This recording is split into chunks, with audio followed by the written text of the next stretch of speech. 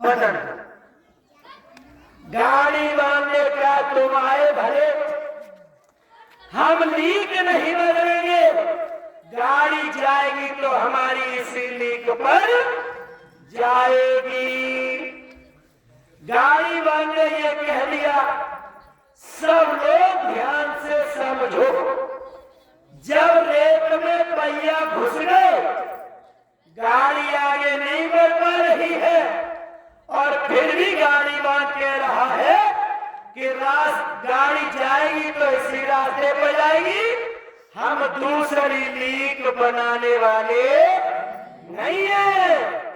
महात्मा ने खूब समझाया, लेकिन गाड़ी वाले ने कान पर घेरा रख लिया और ऐसे ही उसी पर बैठ गया। उसने एक भी नहीं सुनी। आप देखो, समझने वाली बात है, जब जाम अधिक लगता है तो फिर क्या होता है? सब लोगों ने इसका अनुभव किया होगा। जब जाम ज्यादा लगता है तो फिर क्या होता है?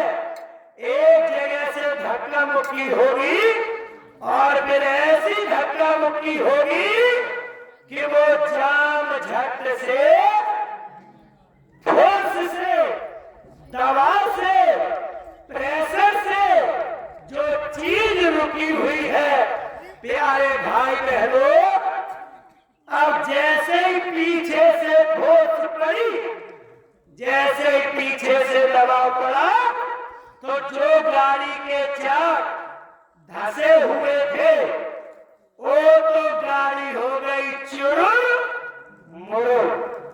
वो गाड़ी चुरुर मुरुर हो गई।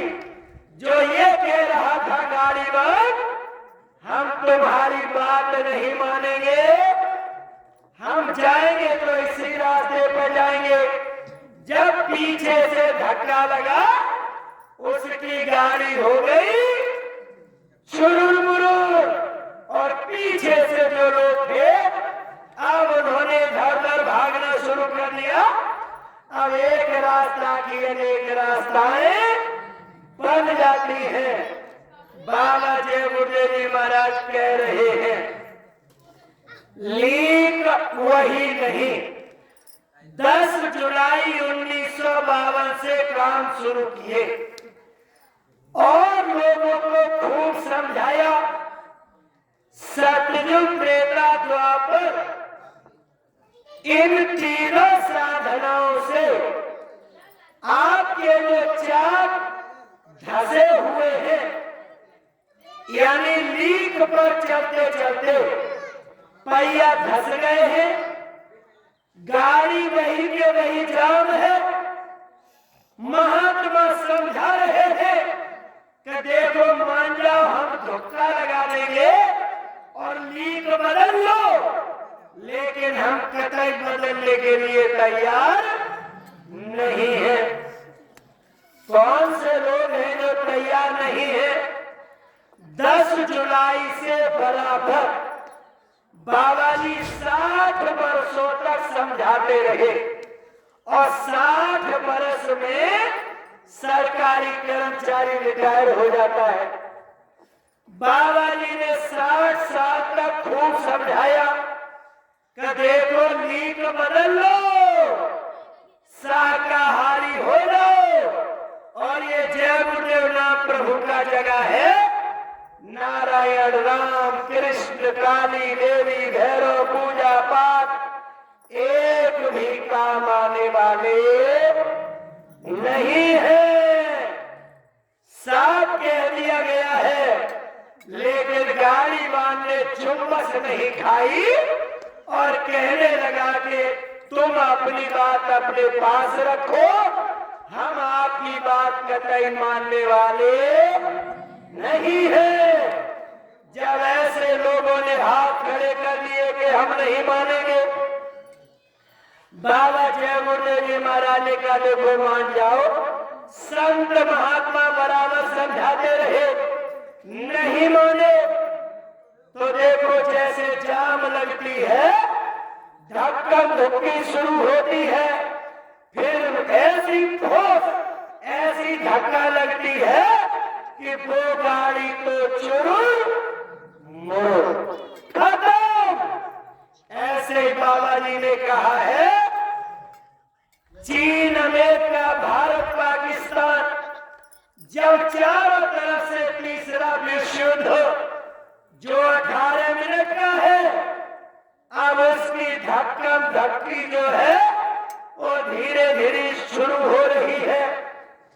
सब देश कह रहे हैं अब की बार हम परमाणु बम की लड़ाई लड़ेंगे।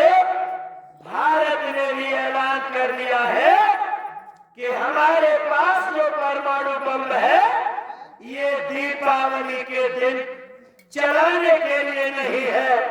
कुल मिला के बात ये है कि भीड़ में अब धक्का धुक्का शुरू हो रहा है। एक दिन ये धक्का ऐसा बड़ा प्रारूप लेगा कि जो लोग अपने को ये मान बैठे हैं कि हम बाबा जी की बात चाहे निकू रोज रसैमर में करवाए, चाहे लाउड स्पीकर घर घर लगवा दे, लेकिन हम शराब नहीं छोड़ेंगे, हम मांस नहीं छोड़ेंगे। बाबा जय गुरुदेव कह रहे हैं हम उसे कतई मानने वाले नहीं है। तो जब आप नहीं मानोगे, बाबा जी ने भी आपके लिए संदेश भेजा है, आप जाम लगाए रहो, देखें कितने दिन लगाए रहोगे। एक दिन जब आएगा ऐसा धक्का लगेगा कि लाशों पे लाशों का होगा नजारा। अरे सुनते तो जाओ संदेशा, गाड़ी हो जाएगी चुरुर चुरुर मुरुर हो जाएगी। इसलिए बाबा जय गुरुदेव जी महाराज फिर भी इतनी अपील कर रहे हैं।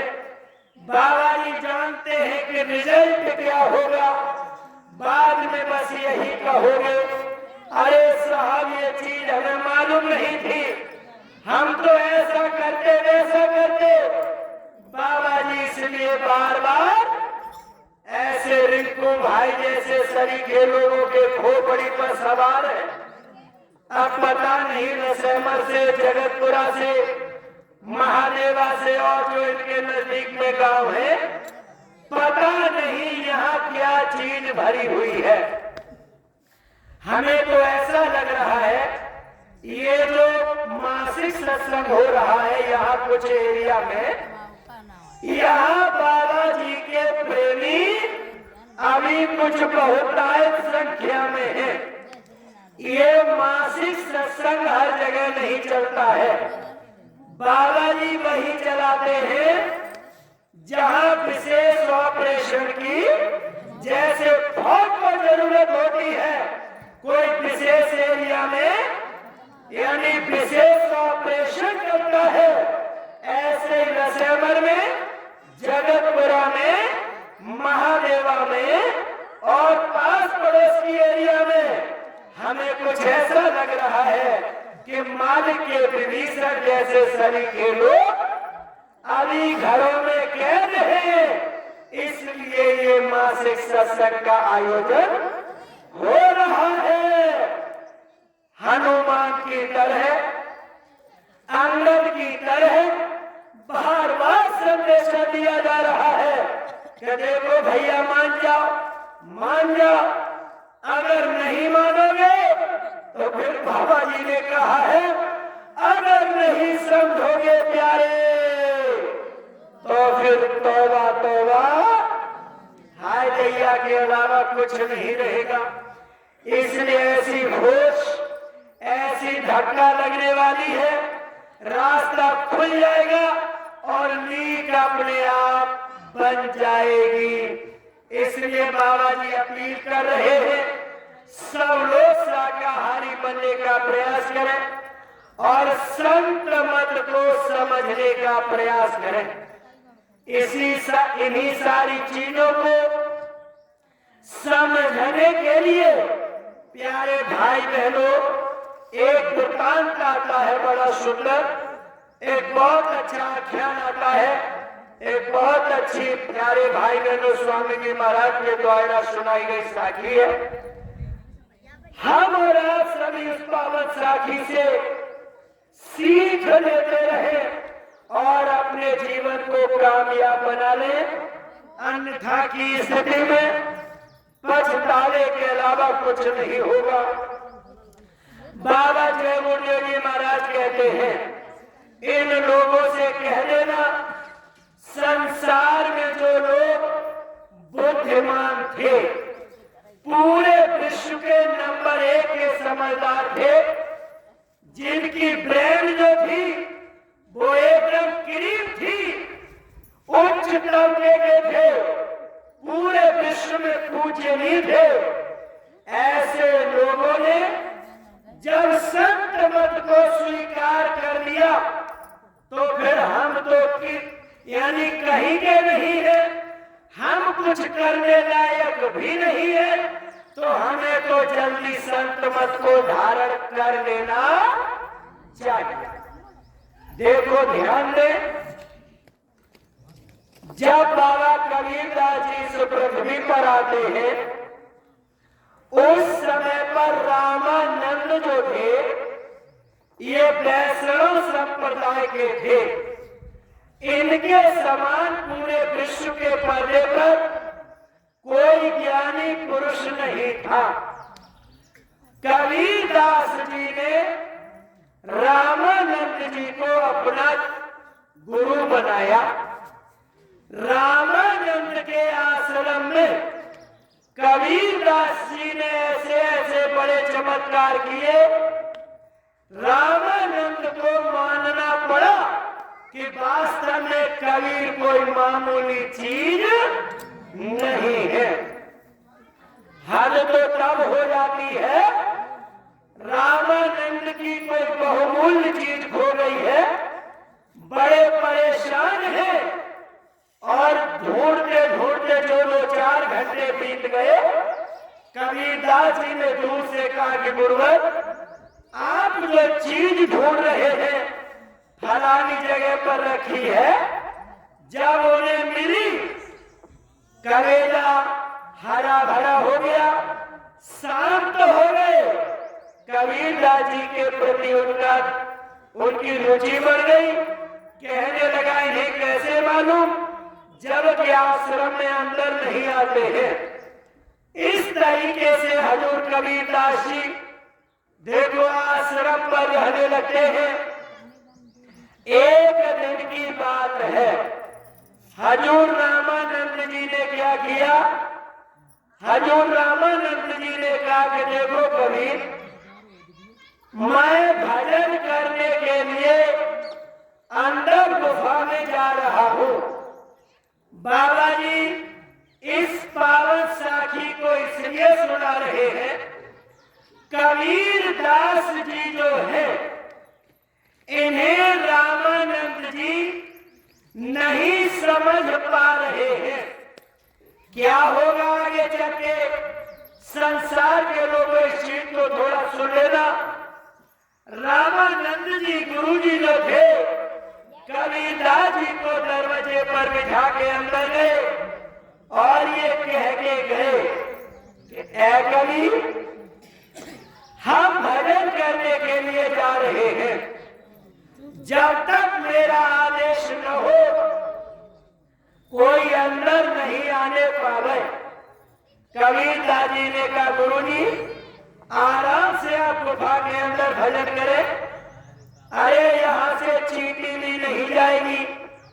प्यारे भाई बहनों, जब रामानंद जी भजन करने के लिए अंदर चले गए, संसार के लोगों समझ लो कबीर कितनी ऊंची चीज है और रामानंद कितनी ऊंची है कि नीची है। नीचे है, अब ये समझना है। यहाँ से रामानंद जी कुछ समय तक मन लगाकर भजन करते रहे और ये घोड़ों के बहुत शौकीन थे। अब मन में ख्याल चलने लगा, माला तो कर में चले, माला तो हाथ में घूम रही तरफ घूम रहा है। ये घोड़ों के बहुत शौकीन थे। काबुल के घोड़े एक नंबर के माने गए हैं।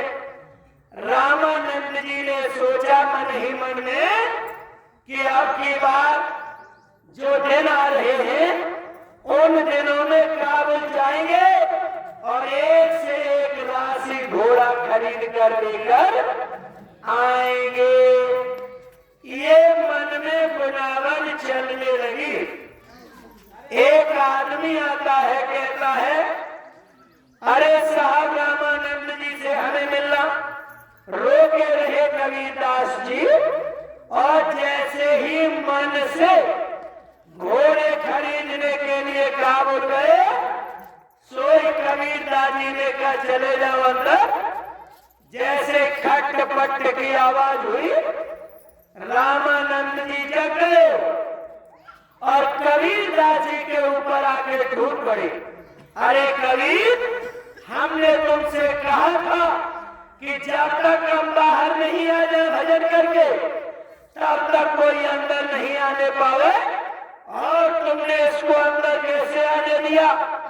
कबीरदास जी ने कहा, गुरुवर क्यों परेशान हो रहे हो बेफिजूल में?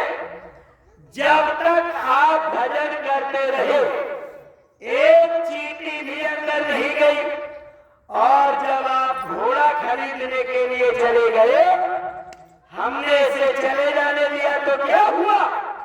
घोड़ा खरीद रहे थे कि भजन कर रहे थे? सोई रामानंद जी के खोपड़ी में टन से आवाज हो जाती है। मन की जानने वाले तो केवल संत महापुरुष ही होते हैं। जो घोड़ा खरीदने का जो मन का अंदर का जो हाथ का खुला, सोई रामानंद जी कबीर के पैरों में गिर जाते हैं। कबीरदास जी ने उठाया और रामानंद जी कहने लगे, गुरुदेव मेरी आत्मा का कल्याण करो। जब रामानंद जैसे लोग 4 वेद 6 7 18 पुराण देवी देवता की पूजा पाठ करने वाले रामानंद जी आज कबीरदास जी के चरणों में गिर के मिन्नत कर रहे हैं, कहे मेरे मालिक मेरी आत्मा का कल्याण कर दीजिए। कबीर ने कहा कि गुरुजी इस समय पर आप हमारे गुरुजी हैं, आप मेरे पैरों में पड़े हैं, इसका मुझे बदला लेना पड़ेगा। जाओ, अभी तो नहीं लेकिन जल्द से जल्द हम आपकी आत्मा का उद्धार करेंगे। हजूर कबीरदास जी ने वायदा किया। रामानंद जी घोड़ों के शौकीन हैं, इसलिए इनका शरीर परिवर्तित होता है। रामानंद जी का शरीर शांत होता है और ये जाके अफगान में जन्म लेते हैं। अफगानिस्तान में ये वहां के बलक बुखारे के वादशाह बनते हैं। राजा बलक बुखारे का वादशाह बनता है। यानी यही रामानंद जी वहां के बादशाह बन जाते हैं। और जब बादशाह बड़े हुए, कबीरदास जी ने कहा मौका है बादशाह को अपनी शरण में लगाने का। ऐ प्यारे भाइयों बहनों, 23 मार्च को हम लोग दिवाली मना के आए।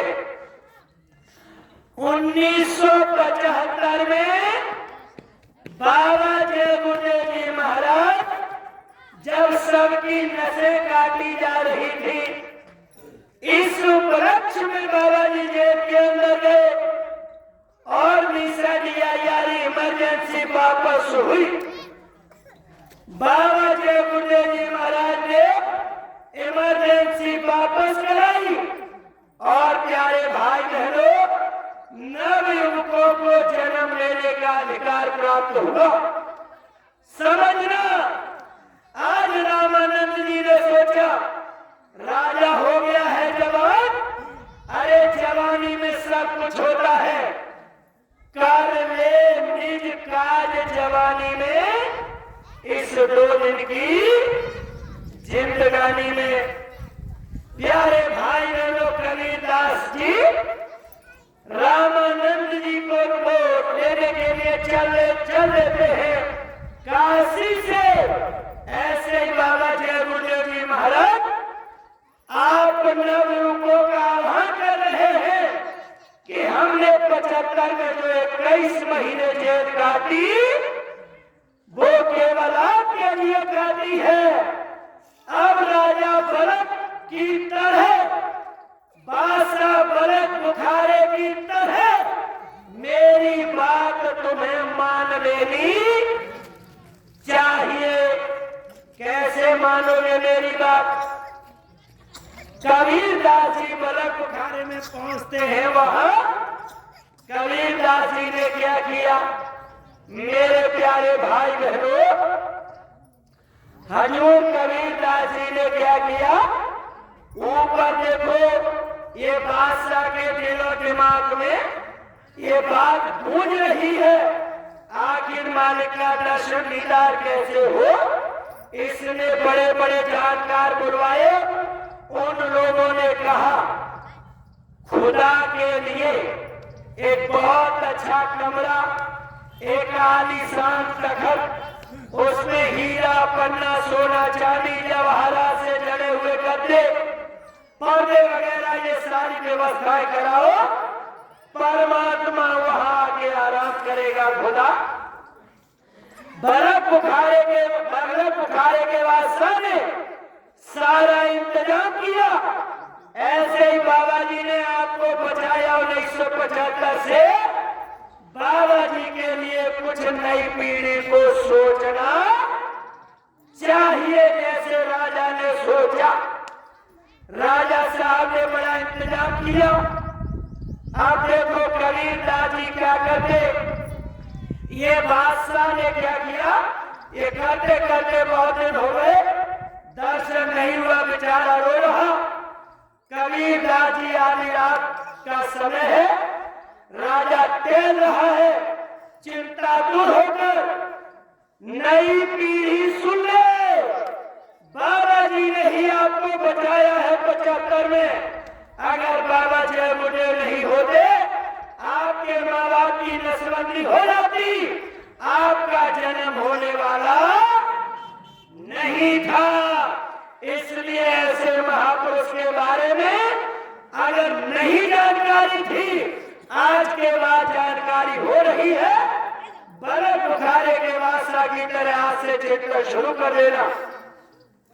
आज बर्फ बुखारे का बादशाह चिंता दूर है, खुदा का दर्शन कैसे होगा।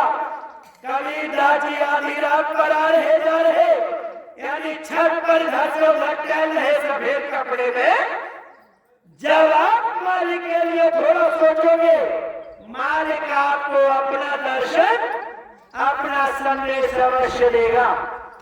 कबीरदास जी ऊपर छत पर टहल रहे, बर्फ बुखारे के बादशाह ने पूछा, रे तुम कौन हो जो आधी रात पर छत के ऊपर घूम रहे? ऊपर से आवाज आई, आप कौन हो?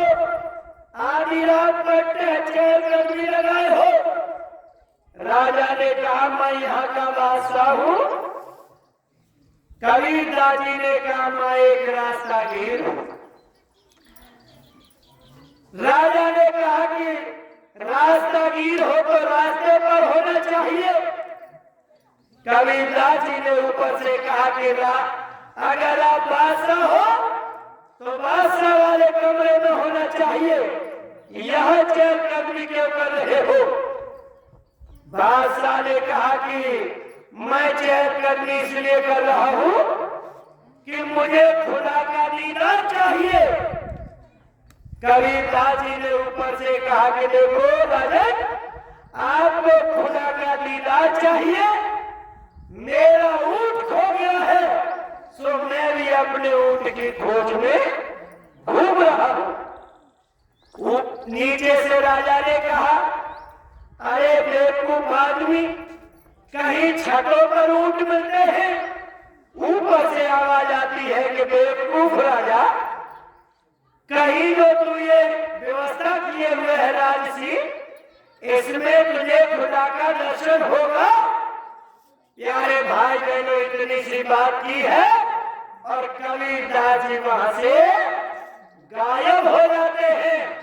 सोई राजा के इंजेक्शन लग गया कि ये तो हमें तीर दे गया, मार गया, घायल कर गया। अब तो राजा साहब उसी सफेद पोष को बार बार याद कर रहे थे। दिसंबर के नवयुग को पावन तस्वीर लगी है, इस तस्वीर को याद करो। आपको ये लड़का नहीं है और आपसे कह रही है कि आप जल्दी से मन्नत करो जिससे आपके जीवन का हो जाए कल्याण। अब देखो क्या हुआ। बाबा जय गुरुदेव जी महाराज कहते कबीरदास का दूसरा दिन हुआ, राजा साहब को आने में अभी देर थी। कबीरदास जी एकदम फक सफेद कपड़े और नूरानी स्वरूप, लोग देखे तो मोहित हो गए, सीधे दम बनाते चले गए, राज सिंहासन पर बैठ गए हजूर कबीरदास जी। किसी की हिम्मत नहीं पड़ी रोका टाकी की जाए। जब रोका टोकी नहीं की, बादशाह आया कुछ देरी के बाद। बादशाह ने पूछा, रे तुम कौन हो? बोले कुछ नहीं, मैं तो ऐसे बैठ गया।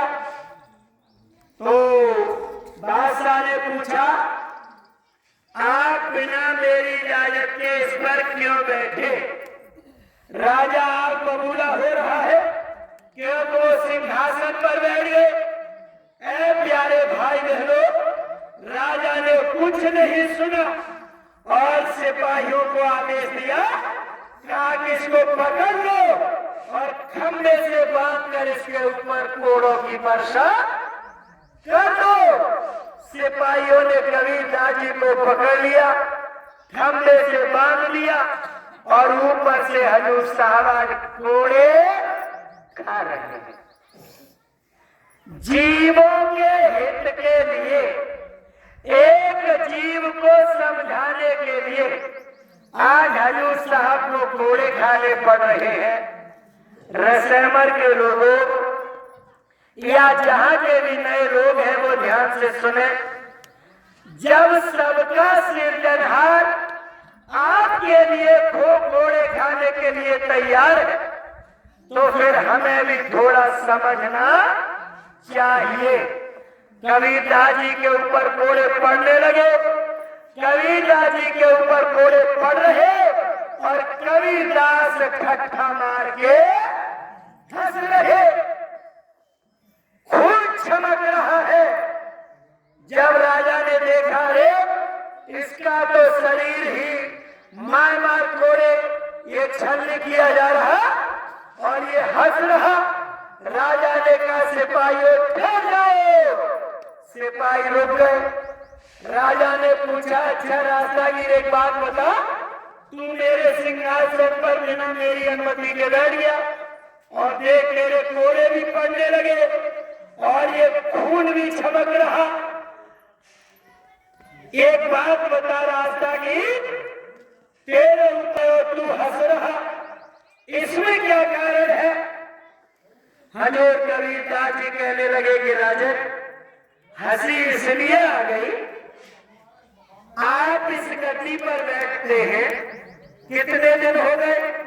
राजा साहब ने कहा 10-12 साल हो गई। इससे पहले कौन बैठता था?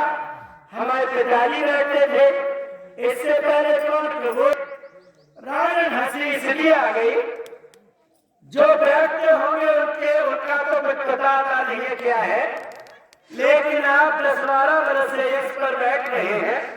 हंसी मुझे इसलिए आई, केवल ज्यादा से ज्यादा 2 मिनट बैठ पाया।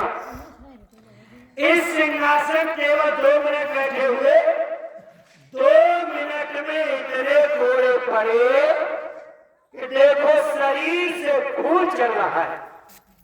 हंसी इसलिए आ रही है कि जो 12 बरस से इस कुर्सी पर बैठा है उसे कितने कोड़े पड़ेंगे। इतनी बात कही और कबीरदास जी वहां से गायब। सोई राजा ने वो भूरा हाथ देखा, कोड़े देखे, सोई दिमाग कब सेट हो गया। जब जय गुरुदेव की बात लोग सुनते हैं तो सुनकर लोगों की आंखों में आंसू आते हैं, जैसे मलक बुखारी के बादशाह की आंखों में आंसू है और वो जय गुरुदेव में हो जाते हैं। संसार के लोग कहते हैं कि ये तो पागल हो गए। अभी ये होली के कार्यक्रम पर हमारे यहाँ का एक भाई गया, उसके लड़के ने टोपी झंडा जो वो लाए थे सब छिपा लिया और कहा कि जय गुरुदेव नगर आज के बाद गए तो हमसे बुरा कोई नहीं। लड़का बाप को डांट रहा है। प्यारे भाई बहनों, बात हमारे पास तक आ चुकी है। कल बेटे से बात की जाएगी। ऐसे हमने जाने कितनी चीजों को देखा और बेटा को बाप आए सो आए, साथ में फिर बेटा भी आया और बेटा की बहू भी आई और फिर पूरा समाज भी आ गया। एक नहीं बहुत ऐसे केसेस हुए हैं। बाबा जी बस यही तो देख रहे कहां से कैसे काटा पड़ेगा। अब उस बेटे की बात हमारे सामने कल आई है। चाहे मुझे रात में कुछ करना पड़े, बेटे को समझाएंगे बुझाएंगे। इतना तय है जहां बाबा जी घुस गए वहां से फिर खाली हाथ लौटने वाले नहीं है। बाबा जय गुरुदेव जी महाराज मलक बुखारे में घुसे, राजा का दिमाग का सेट हुआ और राजा के मुंह से एक आवाज निकल रही है कि मेरे कोड़े कौन माफ करेगा। राजा ऐसे ही प्यारे भाई बहनों टहलता हुआ काशी बनारस पहुंचता है। वहां पर बाबा जी आके कबीरदास जी के घर पहुंच जाते हैं और जैसे शकल को देखा राजा रोने लगा, कहने लगा गुरुजी ये कोड़े कैसे माफ होंगे। कबीरदास जी ने कहा राजन चिंता मत करो, कोड़े माफ करने के लिए मैंने तुम्हें बुला लिया। अब सत्संग सुनो, सेवा करो और भजन करो, कोड़े माफ हो जाएंगे। हजूर कबीरदास जी ने वही रख लिया।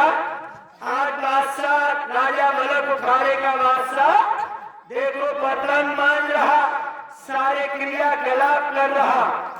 एक दिन ऐसे हुआ, बहुत दिन हुए, एक दिन आया माता लोई ने कहा कि महाराज राजा बहुत दिन से आया हुआ है, इसकी रानियां वहां बेचारी परेशान होगी, राज्य के सब लोग परेशान होंगे। अरे इसे नामदान दे दो और इसकी छुट्टी करो, भजन करेगा कि। कबीरदास जी ने कहा कि देवी अभी ये इस लायक नहीं हुआ है जो इसे नामदान मिल जाए। बोले हम तो ऐसे विश्वास नहीं करेंगे। अरे देखो कितनी सेवा करता है राजा। उन्होंने कहा तो एक काम करना, सुबह हो जैसे भोर होगा हम इसे गंगा स्नान के लिए भेजेंगे, तुम छत के ऊपर चढ़ जाना, थोड़ा सा कूड़ा इसके ऊपर डालना, तब पता लगेगा। लोई साहब ने यही किया, ऊपर छत पर चढ़ गई। कबीरदास जी ने राजा को भेजा और राजा गंगा स्नान के लिए जा रहे। कबीरदास जी राजा मलक की परीक्षा ले रहे और जैसे ही लोई साहब ने ऊपर से डाला कूड़ा, राजा मिट्टी से सड़ गया कूड़े से और उसने गरम गरम राजा वाली आंखें निकाली और ऐसे निकाली गरम गरम आंखें और कहा दादी को चबाते हुए कि नहीं हुआ राजा मलक, नहीं तो तुझे इन तेरी खाल खिंचवा के भस्म भगा देता। लोई जी बड़ी गड़गड़ कांपने लगी। अरे इसके तो अंदर बड़ी गुस्सा, भाग के आई महाराज आज सही कहते थे, उसके अंदर इतनी गुस्सा मुझे डर लग गया। मरो बर्तन तो देखो बहुत दिन तक फिर मरे बर्तन। एक दिन हजूर कबीरदास जी ने कहा अब ये लेने लायक हो गया। प्यारे भाई बहनों, लोई साहब ने कहा पहले तो हमने जीत की, अब हम ये देखेंगे कि वास्तव में नामदान लायक है या नहीं है। कबीरदास जी ने कहा पहले तुमने कूड़ा डाला था, अब ले जाके इसके ऊपर गली डाल देना, फिर भी ये दो शब्द नहीं बोलेगा, कहेगा तो केवल कोरों की बात करेगा। उन्होंने थोड़ी सी गली ली, जैसे राजा पलक नीचे से निकले, माता श्री ने ऊपर से डाल दिया और जैसे ही ऊपर से गली पड़ा, नीचे निगाह किए, हाथ जोड़े, गुरु का धन्यवाद करने लगे राजा साहब और कहने लगे गुरुजी आप धन्य है, थोड़ी सी गलीच डाल के ही आज आपने मेरे कोड़े माफ कर दिए। तब जाके राजा पलक को नामदान मिला। मेरे प्यारे भाई बहनों, राजा पलक से तब कबीर साहब ने पूरा वाकया रामानंद से लेके सुनाया।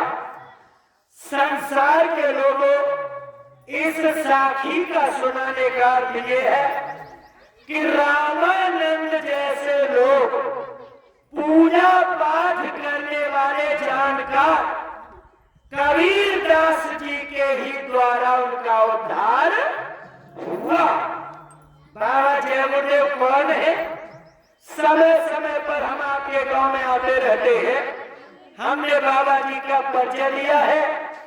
जो कबीरदास जी हैं वही बाबा जय गुरुदेव जी है।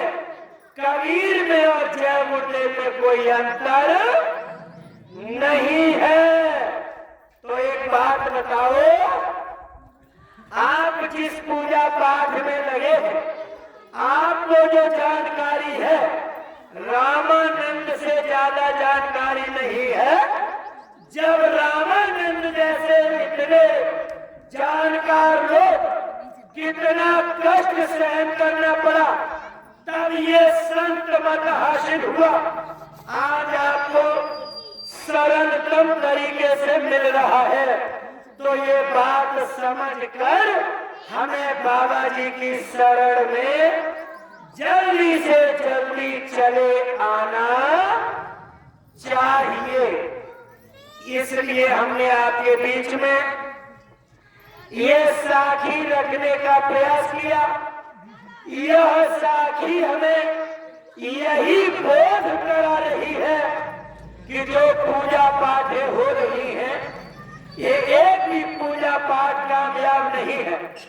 अभी देखो हमारी माताएं बहनें देवी मैया का उपवास चल रहा है और ये शाम को एक भजन गाती है। यहाँ पर बाबा जी का चारों तरफ से समझाना यही है, कैसे भी करके जीव की समझ में आ जाए। ये माता बहनें गाना गाती है, मैया बैठी विकट पहाड़न में, जय जगदम्बे मैया। जैसे राजा पलक की जीवात्मा आत्मा रूपी मैया विकट पहाड़ों में बैठी थी, नहीं समझ पा रही थी राजा पलक की आत्मा कि यही हमारे मालिक साहब है। ऐसे ही हम सबकी जो देवी मैया है आत्मा, वो ये विकट पहाड़ों के बीच में बैठी है। यहाँ बाबा जय गुरुदेव जी महाराज कहते हैं, जब तक इस देवी का जागरण नहीं करोगे, देवी जागरण होना चाहिए। देवी जागरण कैसे होगा? तबला बजा के नहीं होगा, लौंग चढ़ा के नहीं होगा। ये देवी जागरण कैसे होगा? इस देवी के लिए जब तक बड़ा कोई देवता जगाने वाला नहीं मिलेगा, तब तक ये देवी जागरण नहीं होगा। बाबा जय गुरुदेव जी महाराज केवल और केवल अकेले एक ऐसे बड़े है जो कह रहे हैं हम आए वही देश से जहां तुम्हारो धाम तुमको निज घर पहुंचा बनो बस एक हमारो। तो देवी जागरण कौन करेगा? पौआ पीने वाले देवी जागरण करेंगे। प्यारे भाई बहनों, जब देवी जागरण होता है होंगे गांव में, जब वो सामान लिखेंगे तो उसमें 5 पौआ और लिख देंगे शराब। शराब पूजा पाठ में वर्जित है और वो लोग कहते हैं कि बिना शराब के देवी और देवता भैरव बाबा खुश ही नहीं होंगे। कुंड में शराब चढ़ाई जा रही है। अगर कुंड में शराब चढ़ाने से काम चल गया होता तो विश्वामित्र का चिंतन लिखा है रामायण में, गाधित ने मन चिंता व्यापी, गाधित ने मन चिंता व्यापी, के ही विधि मरही निशाचर पापी। हवन कुंड में शराब चढ़ा देते थे, हवन कुंड में मांस चढ़ा देते थे। इसे रोकने के लिए विश्वामित्र उधर गए और देखो राम ने सारे राक्षसों को मार के खत्म कर दिया, यज्ञ में यानी निर्विघ्न करवाया। अब आज के लोग जानकार कहते नहीं, 5 पौआ जरूर लेके आना। अब हो रहा देवी जागरण और चल रहे हैं वहां पर शराब के पौआ। तो कौन सी संज्ञा है? इस संज्ञा को समझने के लिए प्यारे भाई बहनों, हम एक चीज की तरफ चलते हैं जो संसार की बड़ी सुंदर गाथा है, लोग गाते हैं उसे। हम और आप एक बहुत ही अच्छी पावन कथा की तरफ चलते हैं और थोड़े से शब्दों में उसको कहते हुए वाणी को विराम करेंगे क्योंकि काम का समय है। देखो राजा परीक्षित तक्षक के द्वारा डस लिए जाते हैं। नवल परेशान रहती है। सुखदेव जैसे सुना रहे हैं लेकिन उनकी बल्ली नहीं लगी, गलत काम किया है। आगे चल के राजा परीक्षित का बेटा जन्मेजय ये संकल्प करता है हम अपने पिताजी का बदला लेकर रहेंगे। थोड़ा सा ये टॉपिक ध्यान से सुने। इसी बात को कहते हुए वाणी हम खत्म करेंगे। जन्मेजय ये संकल्प लेता है कि हम अपने पिताजी का बदला लेंगे। जन्मेजय को ये कोई बताने वाला नहीं मिला कि बेटा सर्प जो था वो मरा हुआ पड़ा था, तुम्हारे पिताजी ने ही मरा हुआ सर्प ऋषि के गले में डाला, इसलिए वो कारण बना। बेटा तुम अपनी शक्ति पे फिजूल में खर्च न करो। कोई जन्मेजय को समझाने वाला नहीं मिला। जन्मेजय ने कहा जबकि परीक्षित की गलती है। जन्मेजय गलती कुछ नहीं देख रहा, उसके अंदर पावर है। जन्मेजय आज पावर का सदुपयोग कर रहा कि दुरुपयोग कर रहा, कुदरत सुनिश्चित करेगी। आज उसने बड़ी यज्ञशाला बनवाई पाढ़ में। प्यारे भाई बहनों, लेख मिलता है कि मुझसे मंत्रों की सब जानकारी और जैसे जैसे मंत्र बोलता है प्रत्येक प्रजाति के सर्प आते हैं और उस हवन कुंड में गिर के खत्म हो रहे हैं। आज जन्मेजय जो कुदरत है उसे भी चैलेंज करने के मूड में है। कुदरत जो है कौन कैसे खत्म होगा? 84 लाख योनियां सुनिश्चित की गई है और जन्मेजय तुला हुआ है कि हम सर्प योनि को ही खत्म कर देंगे। प्यारे भाई बहनों, जब उसने मंत्र बोले चारों तरफ के जितने सर्प थे सब खत्म। जैसे ही तक्षक की बात आती है, बोले महाराज तक्षक नहीं आया। जैसे तक्षक के लिए मंत्र बोले गए, सोई तक्षक भी खिंचने लगा और सीधा जाके भगवान के रथ के पहियों के बीच में बताते हैं चला गया। भगवान ने देखा, रे ये जन्मेजय क्या कर रहा है? 84 लाख योनियां बनी हुई है, एक योनि खत्म करने पे एक मानव तुला है, जबकि गलती परीक्षित की। शोध का विषय है ये स्वामी जी महाराज क्या कहना चाहते इसमें? प्यारे भाई बहनों, भगवान विष्णु ने देखा एक योनि अगर खत्म हो गई तो फिर ये सारे कुदरत का जो सिस्टम है, यानी पता नहीं कहाँ ये अपसेट हो जाए, कैसे व्यवस्था चल पाएगी। इसलिए भगवान विष्णु ने देखा कि मंत्र में दम होती है, ठीक है, तो भगवान विष्णु स्वयं उसके पास जाते हैं और जन्मेजय के सामने जाकर तक्षक को इस तरीके से आगे पीछे से पकड़ते हैं और पकड़ते हुए भगवान विष्णु कहते हैं, भीख गाने वाले कहते, थोड़ा सुनाई दे रहे क्या है? भीख डारी दो रे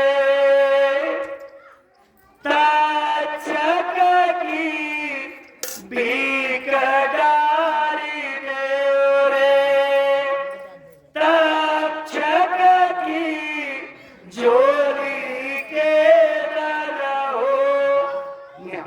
विष्णु भगवान कहते हैं कि बेटा ये व्यवस्था बनी हुई है, इसलिए तक्षक की मुझे भीख डाल दो।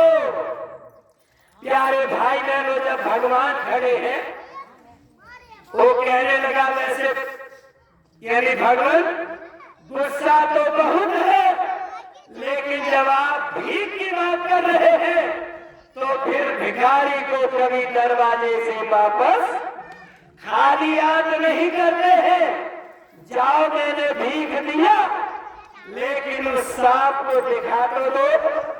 बताते हैं जन्मेजय ने अपनी आंखों से देखा, भगवान ने ऐसे पकड़ लिया, यानी जहां जहां बंद रह गया उसकी नजर नहीं पड़ी, बीच में जहर नहीं, आगे पीछे जहर रह गया और उसी एक तक्षक से फिर सर्प की प्रजातियां बन के तैयार हो गई।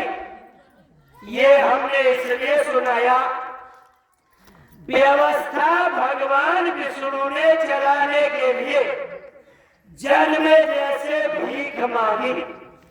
जन्मेजय पावरफुल है, उन्हीं के मंत्र हैं, उन्हीं की शक्ति है, इसलिए भगवान को भीख मांगनी पड़ी। हम मांगते हैं शराब ये समुद्र मंथन में निकली। लोग कहते सुने गए हैं शराब बुरी चीज कौन सी है, ये भी तो समुद्र मंथन में से निकली है। हम मानते हैं कुदरत की ये व्यवस्था है कि शराब समुद्र मंथन में से निकली है, लेकिन शराब जो निकली है ये राक्षसों के लिए निकली है, देवताओं के लिए शराब नहीं है। इसके लिए मनाही की गई है। मांस मछलियां खाते हैं, सुरा पानी है, ते नर नर के जाएंगे माता पिता समेत। शराब में प्रचलन में नहीं आनी चाहिए। शराब जो है ये दैत्यों के लिए रखी गई है, उसी में बने रहे। ऐ प्यारे भाई और बहनों, अगर हम सब लोग दैत्यों की शराब पीने लगेंगे फिर दैत्य क्या पिएंगे। इसलिए प्रकृति की जो प्रक्रिया चल रही है ये डिसबैलेंस हो रही है। इसलिए बाबा जय गुरुदेव जी महाराज कहते हैं आप सब जन्मे हैं जो शराब पीने वाले हैं, हम आपको बड़ा करते हैं। बाबा जी कह रहे हैं आप कहते हो रतन है शराब, लेकिन बाबा जय गुरुदेव जी महाराज कहते हैं हम आपकी बात मानते हैं। लेकिन बाबा जय गुरुदेव जी महाराज कहते हैं विष्णु ने जैसे जन्मे जैसे माफी मांगी, ऐसे ही बाबा जय गुरुदेव जी महाराज कहते हैं हाथ जोड़कर बिने हमारी, भैया तेज बोलो, हाथ जोड़कर बिने हमारी। जैसे भगवान विष्णु ने व्यवस्था को चलाने के लिए तक्षक की भीख मांगी, ऐसे ही बाबा जय गुरुदेव जी महाराज व्यवस्था को चलाने के लिए आप सभी से भीख मांग रहे हैं कि हाथ जोड़कर बिने हमारी। बाबा जी हाथ जोड़कर भीख मांग रहे हैं कि आप लोग शाकाहारी हो जाओ। बाबा जी ने कहा अगर ये जनरेजन नहीं मानता तो क्या भगवान विष्णु को जीत सकता था। ये कहने की बात है, समझने की बात है, समझने की बात है। ऐसे बाबा जी कह रहे अगर आप लोग भीख डाल दोगे जनरेजे की तरफ तो मामला रफा दफा हो जाएगा।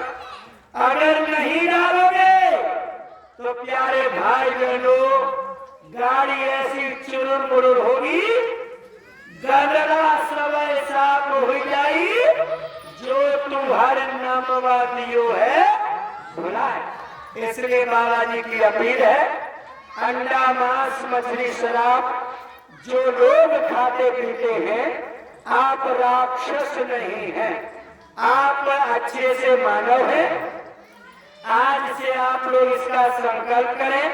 जानकारी के अभाव में आपने किया, महात्माओं के पास पूरी कैफियत है, आपने जो पिछड़ा किया उसे पूरा माफ कर देंगे। ये पूरी ताकत होती है महात्माओं के पास। आप 17 मई से 21 महीने 21 मई तक 17 से 21 मई 5 दिन का कार्यक्रम जय गुरुदेव धर्म प्रचारक संस्था मथुरा में 5 दिन का कार्यक्रम होगा। जो नए प्यारे भाई बहन हैं ये देखो अंडा मांस मछली शराब से परहेज करें। इन सारी चीजों को सुन समझकर 17 से 21 मई 5 दिन का कार्यक्रम जय गुरुदेव आश्रम मथुरा में होगा। आप लोग सादर आमंत्रित हैं। अगर आप वहां आएंगे मंदिर में मत्था टेकेंगे बरकत मिलेगी। जो आपने कर्म किए हैं गुनाहों की माफी मिल जाएगी। सत्संग सुनेंगे उलझी हुई बुद्धि सुलझ जाएगी और आगे जो भी भेद है वह आपको सुनने को मिल जाएगा। मानव जीवन सफल हो जाएगा। इन्हीं शब्दों के साथ वाणी को विराम। कहने सुनने में गलती हुई हो माफ करेंगे। अगर शब्द सही है तो इन्हें समझने का प्रयास करेंगे। जय गुरुदेव, जय गुरुदेव। नाम किसका? प्रभु का पावन नाम। जय गुरुदेव। ऐसे परम पिता परमेश्वर के पावन चरणों में हम सभी प्यारे भाई बहन मिलकर एक नया की भीख मांग लेते हैं। वही सब प्यारे भाई बहन एक साथ बोलेंगे जय गुरुदेव। जय गुरुदेव। पीछे से आवाज की काम बहुत है। 3 बज गए, अपराम हो गई, सुना गई।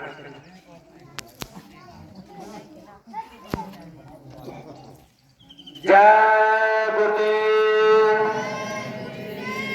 प्यारे भाई बहन, देखो समापन हो गया था, लेकिन पीछे से कुछ इशारा है कि थोड़ी देर और चल जाए। अब इसमें क्या राज है हमें नहीं मालूम। परम पूज्य स्वामी जी महाराज क्या चाहते हैं, हम सब लोगों को ये चीज नहीं मालूम है। हो सकता है कि कोई चीज छूट रही हो, उसी के तौर तरीकों से ये पूर्ति हो जाए। प्यारे भाई बहन, थोड़ी सी बात कहने की और हुई है।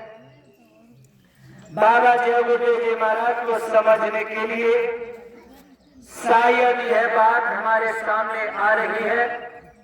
हमने आपको बहुत सारे उदाहरण पेश किए हैं। इन उदाहरणों के अंतर्गत केवल और केवल इतना समझना है, इतना सा जानना है, कैसे भी समझो हम और आप सभी केवल गुरु महाराज को हमें और आपको समझना है। उदाहरण कोई भी हो, कैसे भी, कहीं से भी, कुछ भी करें, बस ये बात समझ में आ जाना चाहिए। इसीलिए ये सारी प्रक्रियाएं हमारे और आप सभी के बीच में चल रही हैं। बाबा जय गुरुदेव जी महाराज जो है, ये हमारे और आप सभी के लिए एक विशेष प्रकार का बहुत बड़ा उच्च कोटि का संदेश लेकर चल रहे हैं।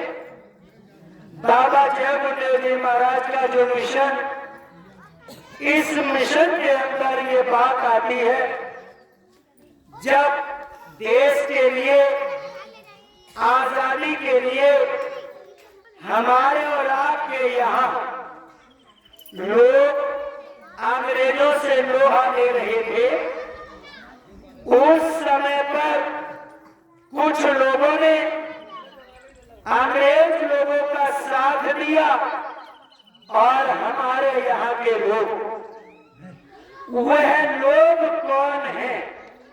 देखो बात चली है तो बाबा जय गुरुदेव जी महाराज की शक्ति को समझ लेना चाहिए। बाबा जय गुरुदेव जी महाराज ने कहा कि बच्चा, जब महात्मा ऊपर से आते हैं तो एक अपनी पूरी नाटकशाला लेकर नीचे उतरते हैं। उनके साथ उनके बच्चे होते हैं जो बिल्कुल पके पकाए होते हैं और बने बनाए होते हैं। इसी दरमियान क्या होता है, जब देश के लिए आजादी की लड़ाई लड़ी जा रही थी, उस समय पर स्वामी जी महाराज के वो अमर शहीद, वो अमर वीर सपूत देश के लिए आवाज लगाए कि ऐ भारत के लोगों, सावधान हो जाओ, इन अंग्रेजों का साथ मत दो और इनको यहां से भगा लो। थोड़े से लोग हम भारतवासियों से अपील करते थे, लेकिन समझने वाले लोग इनका साथ लेते थे और बड़े लोग इनका साथ नहीं देते थे। बड़े लोग इनकी आवाज को रोकने का काम कर रहे थे। इन महान शक्तियों ने अपने बॉस से कहा, अपने मालिक से कहा कि मालिक, ये लोग, बड़े बड़े लोग, राजा महाराजा लोग, शेष साहूकार लोग, ये आजादी की बात को दबा रहे हैं।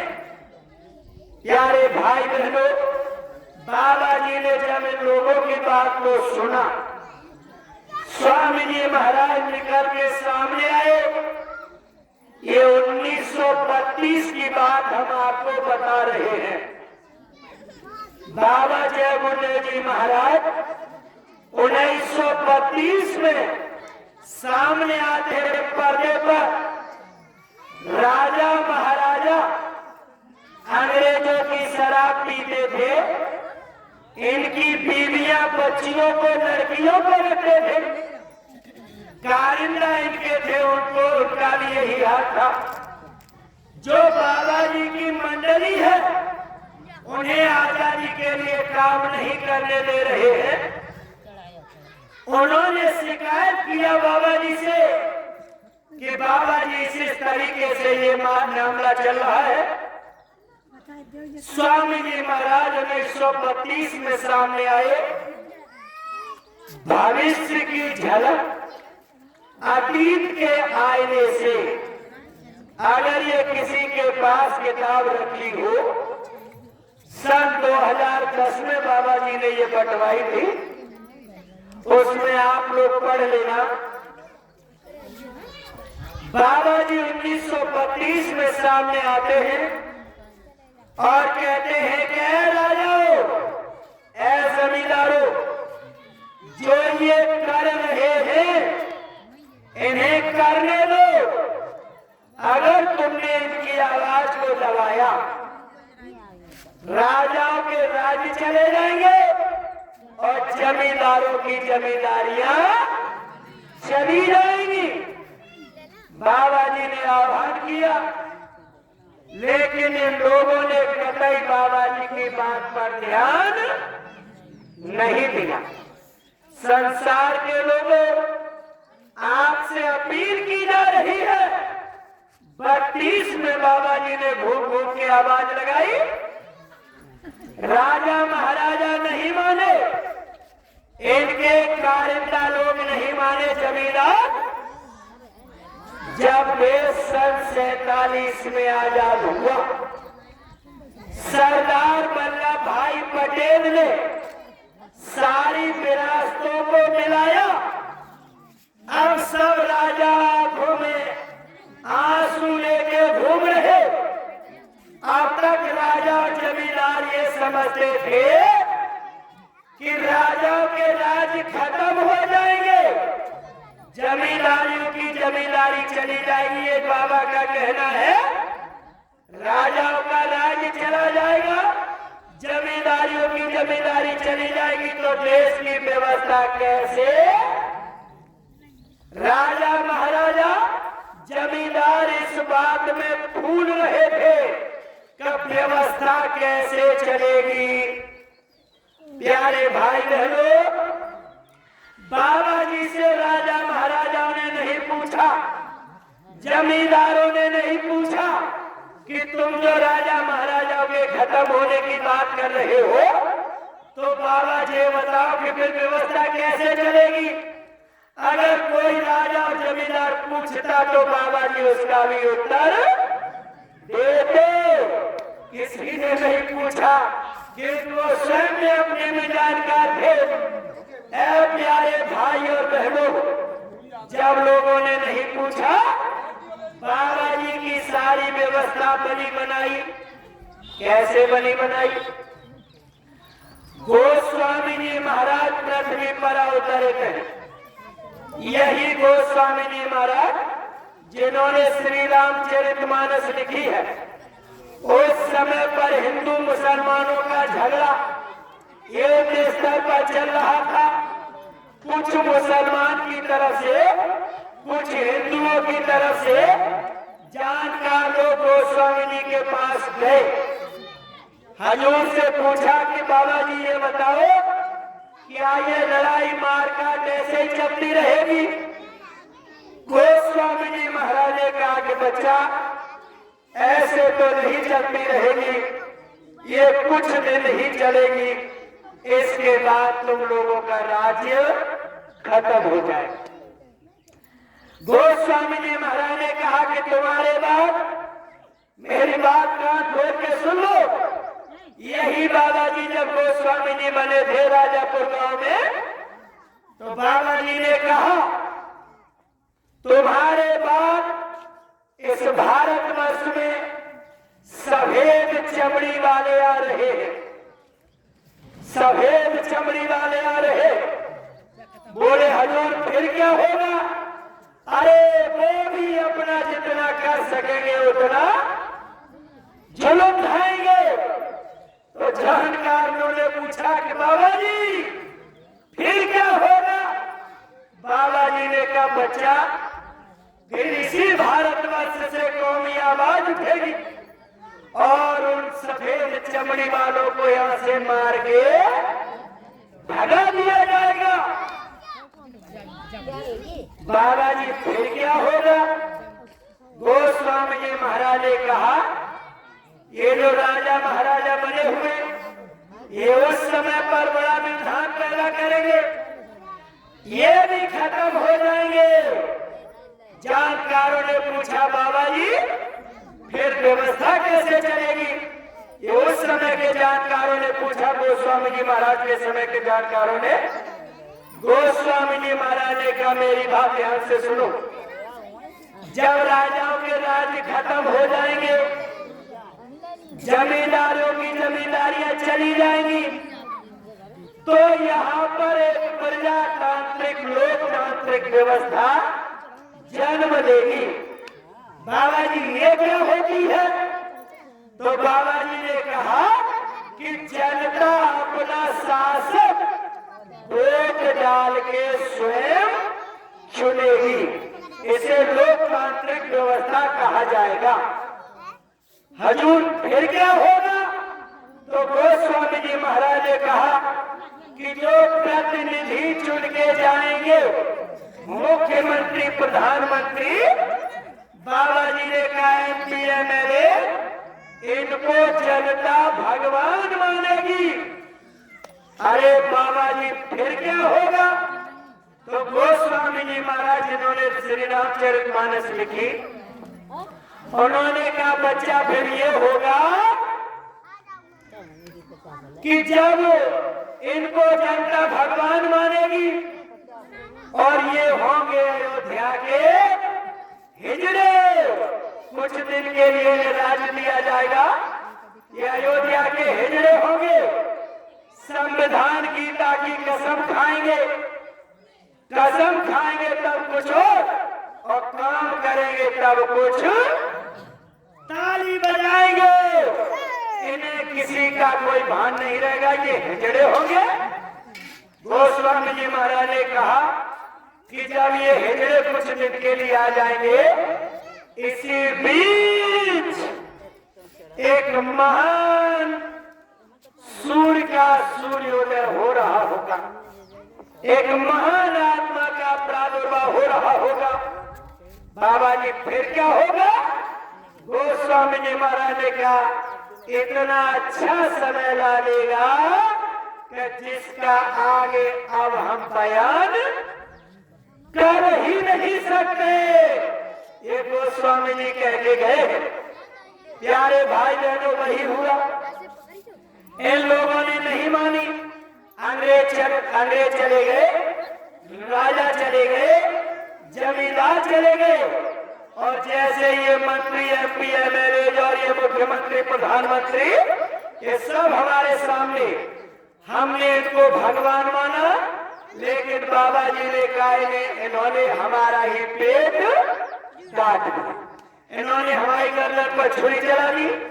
बाबा जय गुरुदेव जी महाराज ने भविष्य की झलक अतीत के आने से उसमें लिखा, जैसे राजाओं के राज खत्म हो गए, जैसे जमींदार खत्म हो गए, पूंजीपति तुम भी सुन लो, अगर तुमने मेरी बात नहीं मानी तो पूंजीपति भी आगे खत्म हो जाएंगे।